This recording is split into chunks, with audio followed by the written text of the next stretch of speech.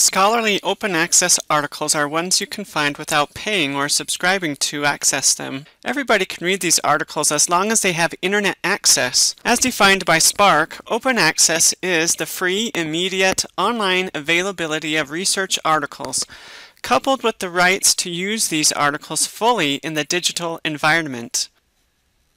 How can you quickly find scholarly open access articles? After watching this video, you should be able to get started. Look at the items here in the Moodle course. Some search engines contain only open access articles, while others provide a mix of free and fee-based articles. Pay attention to the ones you are searching. For instance, the directory of open access journals, Bielefeld Academic Search Engine, Hindawi, and PLoS ONE are entirely open access and provide articles that anyone in the world can read and access. The hybrid search engines include Google Scholar, Microsoft Academic Search, PubMed, and ERIC. For example, the government index PubMed is a hybrid search engine that will point you to articles that cost money and also articles that are free. Let us take a look at how to identify whether an article is open access or not in Google Scholar. If you are on campus and you look at the settings, in the section labeled Library Links, you'll notice that the boxes for Idaho State University and Open WorldCat are already marked. If you're at home, type in Idaho State and you should be able to find the box to check.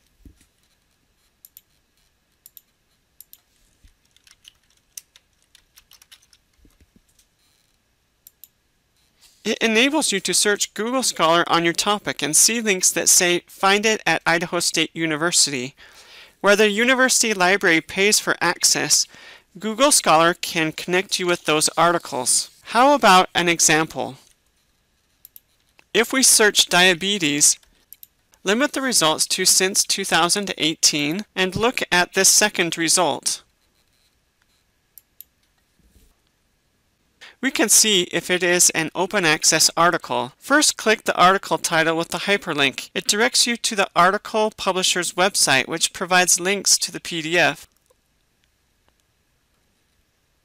However, these links do not give full text access.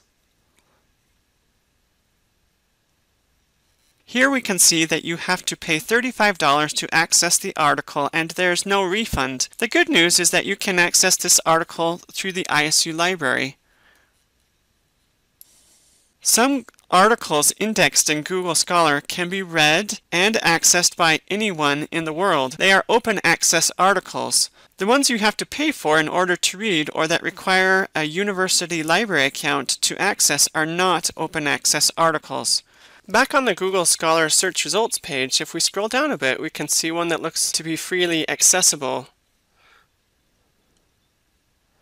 This one that says Lifestyle Management Standards of Medical Care in Diabetes 2018 has a link to the right that says HTML. This typically means that the full text article is free and ready for us to read. If this link on the right were to say PDF next to the website domain, this often means the article is free. We count these articles as open access articles, especially if you can read them for free directly on the publisher's website. Notice that the full article appears below here. This is the full article. If we return to the full search results, they are ordered differently with older articles near the top. Notice that in Google Scholar it indicates how many articles have cited this one. This first one on the list has been cited by 6,620 other studies. The theory goes that the more times an article is cited, the more influential that article is. When you click the link, it takes you to all the articles that cited this article. This can be a good way to find other relevant articles. Let's look at PLoS ONE real quick.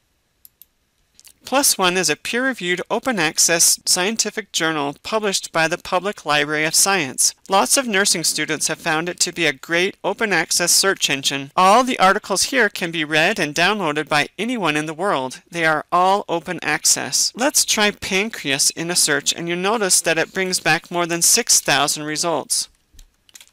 which can be pared down by categories on the left side, such as the journal, subject area, article type, author, where my keywords appear, etc.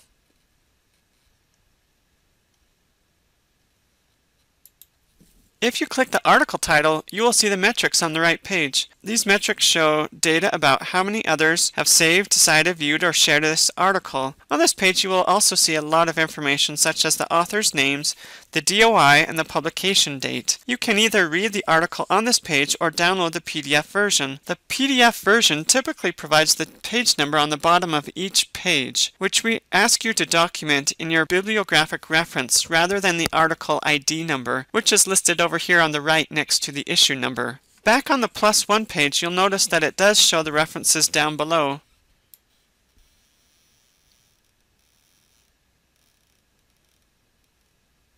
When you click on the links, it may actually provide you with the full text articles. You don't even have to log in, and you can read the full text online. The last resource that I have is the Directory of Open Access Journals.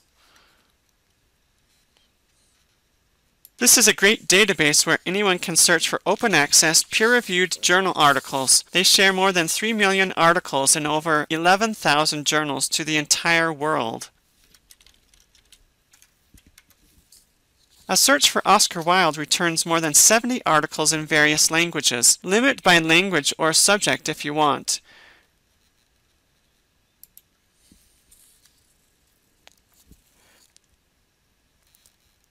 The expanded record gives more information, including the fact that this article underwent the double-blind peer review process and that it was published 52 weeks after its original submission. Now let's take a look at the Browse Subjects tab. Notice that the DOAJ includes scholarly articles in dozens of subjects from the fine arts and humanities to medicine and the law. Like PLoS ONE, the DOAJ lets researchers find only open access scholarly articles. Some of the main points we want you to take from this video include the following. Some search engines like the Directory of Open Access Journals and PLoS ONE give free access to scholarly articles in many areas of research. Other search engines like Google Scholar and PubMed may tell you about more academic articles, but links may take you to a publisher's website who then ask you to pay for access to the article. Some articles are free to read and others are not. If you can read the full article, particularly if it is in a PDF format without paying or using library databases, then it is probably an open access article. Good luck finding open access scholarly articles this week. If you have questions, let us know. Have a good day.